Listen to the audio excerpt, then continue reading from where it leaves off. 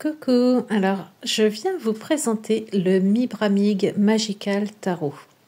C'est un tarot qui est sorti chez Lo Scarabeo fin mars 2013 si mes souvenirs sont bons. Donc c'est un tarot qui n'est pas tout jeune. C'est un tarot qui m'a appelé, que je voulais depuis un petit moment, mais qui était à un prix assez excessif d'occasion, puisque vous vous doutez bien, on ne le trouve plus neuf. En tout cas, moi, je ne l'ai pas trouvé.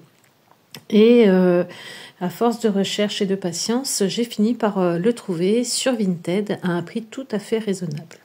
Voilà. Donc, c'est une petite boîte, vous voyez, qui s'abîme forcément. Mais moi, je vais lui faire un pochon. Voilà. Une petite boîte toute simple. Vous avez également le petit livret qui a l'avantage d'avoir une partie en française, ce qui n'est pas toujours le cas avec Lo Scarabeo. Et donc, vous pouvez voir que le tarot de Mibramig doit son nom à son auteur, dont l'art s'inspire depuis toujours de 1000 symboles liés au monde animal. Comme nous enseignent les grands maîtres de l'éthologie, de Konrad Lorenz à Gérald Durand, certains comportements des animaux sont étonnamment semblables à ceux de l'homme. Vice-versa, dans de nombreuses situations de notre existence, nous autres êtres humains, nous nous comportons de manière drôlement et bizarrement animalesque. Dans le tarot de Mibramig, les animaux représentent les multiples masques de l'âme humaine. Ils sont les symboles de nos sentiments, de nos attitudes et de notre façon d'être. Symboles gais, joyeux, amusants et pour certaines raisons également porteurs de profondes vérités. Le tirage de ce tarot n'est pas difficile. Il suffit de se rapprocher de lui avec le cœur dépourvu de préjugés, d'avoir la capacité de trouver le silence au-dedans de soi, de s'éloigner du chaos et des anxiétés du monde, puis de laisser libre cours à son intuition. Donc c'est un tarot, vous allez voir, qui est différent. Alors vous avez une carte spéciale, le Happy Squirrel, c'est en gros l'écureuil joyeux. Et puis ensuite vous avez les arcanes majeures et vous voyez, vous avez vraiment pas grand chose, pardon. 0, le fou danse au bord du gouffre, mais il n'a pas peur de tomber. Les problèmes quotidiens ne l'intéressent pas parce qu'en lui coexistent l'insouciance, la créativité et la folie. Voilà. Donc vous avez vraiment pas grand-chose, mais bon, bah, c'est suffisant. Et puis il existe énormément de livres sur le tarot aujourd'hui. Vous voyez par exemple là les deniers, l'as. Il faut avoir la promptitude de saisir les bonnes occasions. Toute question matérielle a aussi un côté spirituel. Voilà, vous savez pas plus. Donc, bon, après, il existe énormément de livres aujourd'hui sur le tarot qui peuvent vous permettre justement d'approfondir un petit peu. Moi, je ne l'ai pas pris pour le guidebook, hein. Je l'ai pris vraiment pour le tarot en lui-même et les illustrations. Voilà, qui pour moi étaient vraiment intéressantes. Donc, le dos se présente comme ceci, donc ils ont repris la carte de l'étoile, je le trouve très joli avec ce bleuté un peu grisé, j'aime beaucoup. Au niveau de la grandeur, si je prends une carte normale de tarot, voilà, vous voyez, il est un petit peu moins large qu'une carte normale de tarot. Voilà. Au niveau de l'épaisseur des cartes du cardstock, je dirais c'est Lo Scarabeo.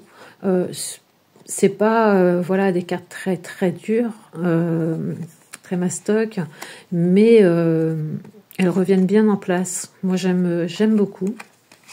Elles sont très glissantes. Aucun souci pour les brasser ou pour les étaler.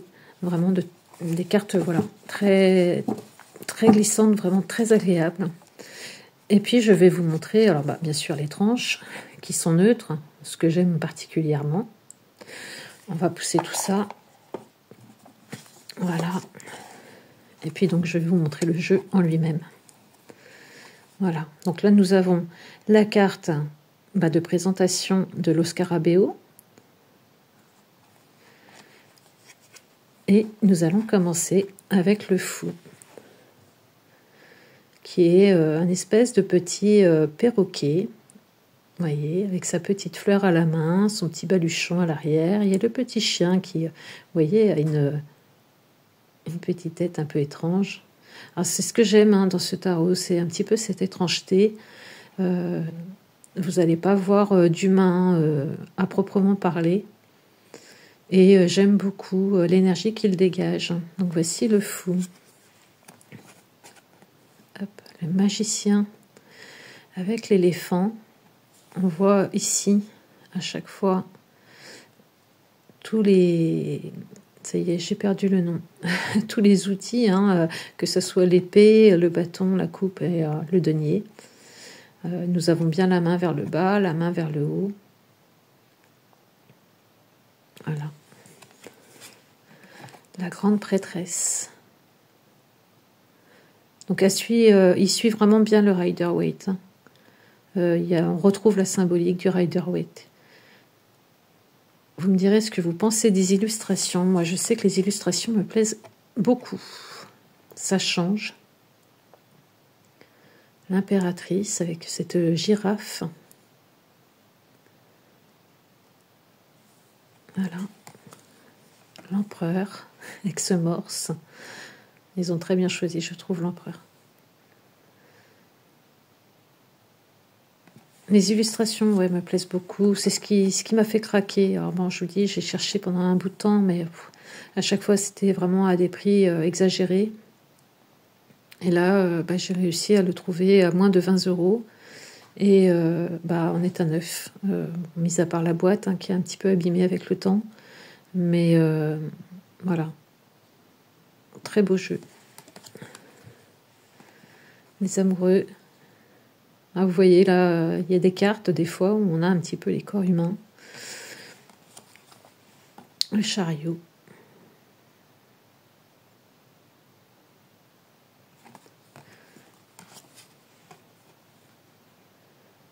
La force. Elle est très belle cette force. L'ermite, qui a sa lanterne éteinte. J'aime beaucoup l'ermite, hein. C'est une de mes cartes préférées dans le tarot. Très jolie. La roue de fortune.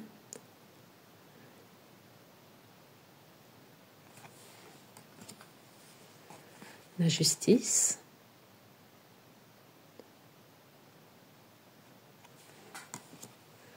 Le pendu, qui est très mignonne.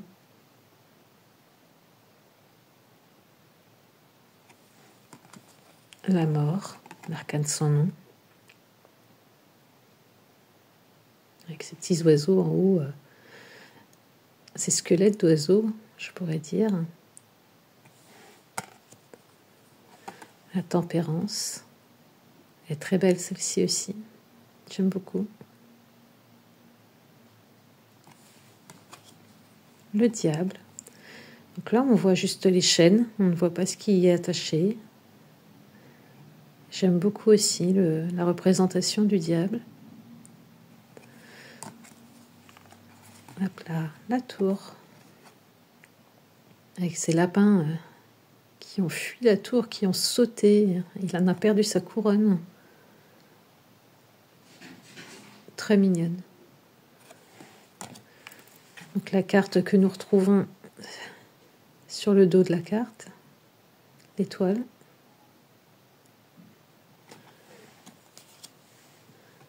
La lune, on retrouve hein, quand même les symboles du Rider-Waite. Le soleil. Il est mignon ce petit cochon. Le jugement.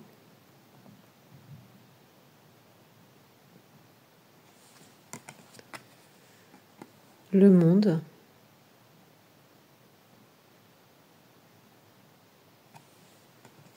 Et là, nous passons à l'as de bâton.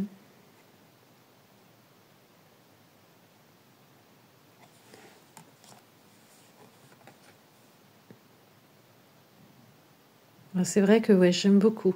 Il a une énergie vraiment particulière, ce jeu. Alors, on reconnaît bien à chaque fois les suites. En haut, vous avez, voyez, le bâton. avec le chiffre qui est indiqué de l'autre côté.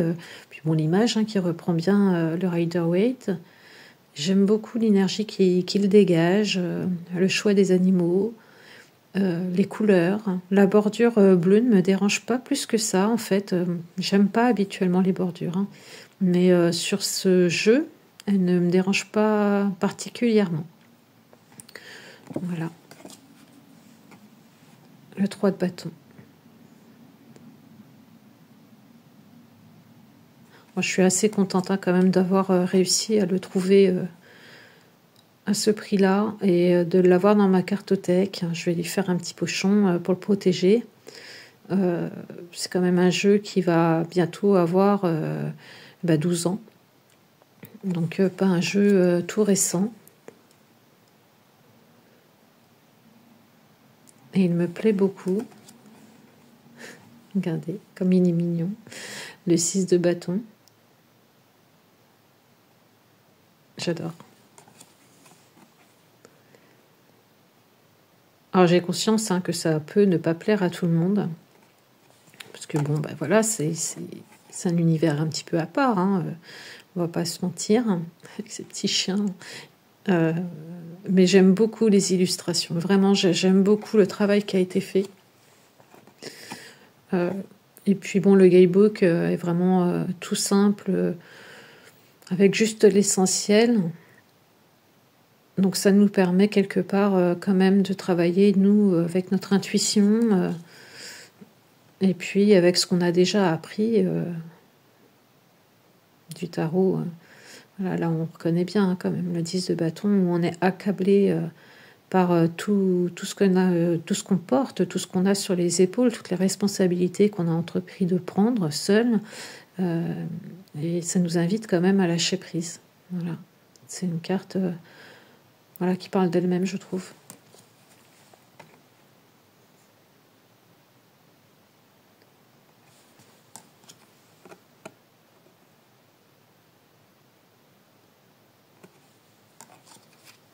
La reine de bâton, avec son petit chat en bas. J'aime beaucoup comment c'est dessiné. Voilà. Très joli. Avec le roi à côté. Qui lui a plutôt un petit lézard. Vraiment, elles sont trop belles. J'aime beaucoup. Ensuite, nous passons sur les coupes.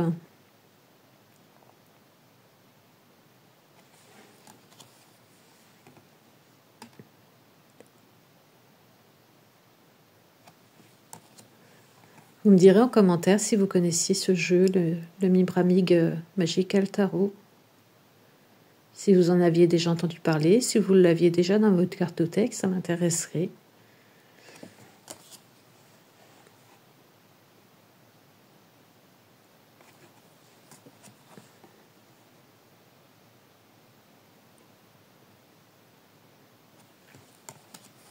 Elle est très jolie celle-ci.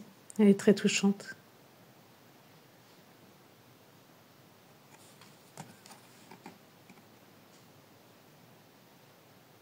Vous voyez, là, on est plus sur des chiens.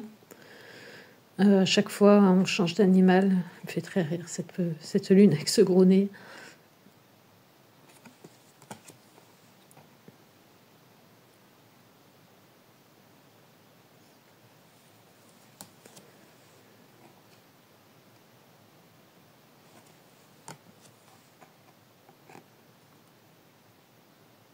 Avec son gros poisson. Là, je ne me rappelle plus du nom du poisson, mais vous savez, c'est ces poissons qui se gonflent. Je trouve ça très rigolo. Le cavalier de coupe. La reine, ce caniche royal, et le roi, qui sont très beaux tous les deux.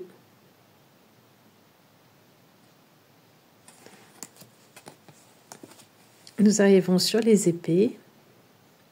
Alors là, on va être plus sur les singes, avec le 2 d'épée.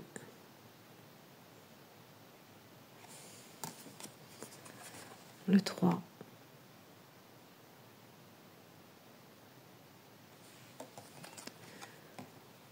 On reconnaît vraiment bien la symbolique hein, avec le 4 d'épée, le repos, le calme.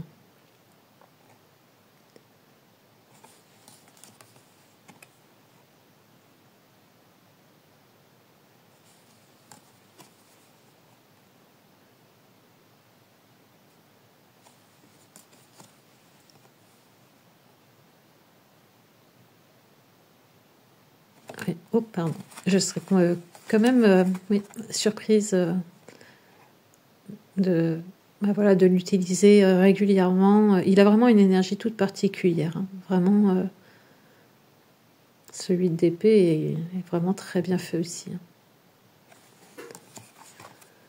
Le 9. Avec les cauchemars, les angoisses, les peurs.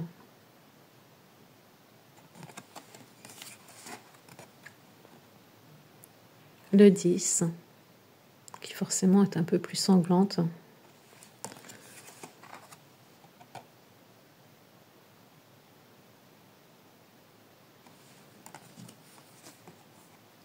Oui, j'ai vraiment envie de faire quelques tirages avec, hein, de l'utiliser, de voir son énergie, de le découvrir vraiment. Voyez, la reine et le roi.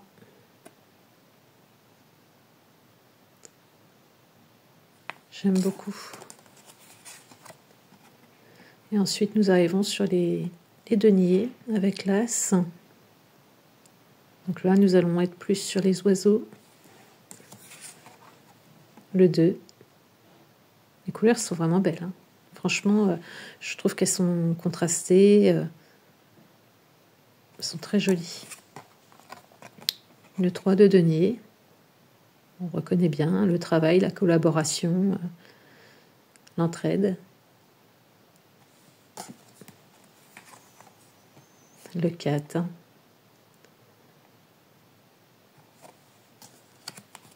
Hop. Le 5.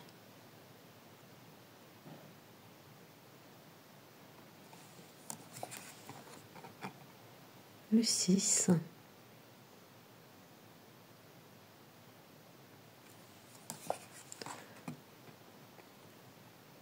Ils sont trop jolis. J'aime beaucoup. Vraiment, moi je me répète, hein, j'aime beaucoup les illustrations de ce jeu. Elles sont vraiment, pour moi, uniques.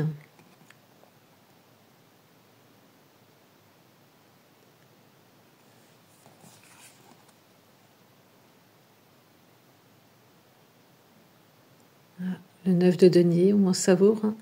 On savoure ce que l'on a, ce pourquoi on a fait des efforts. Hein.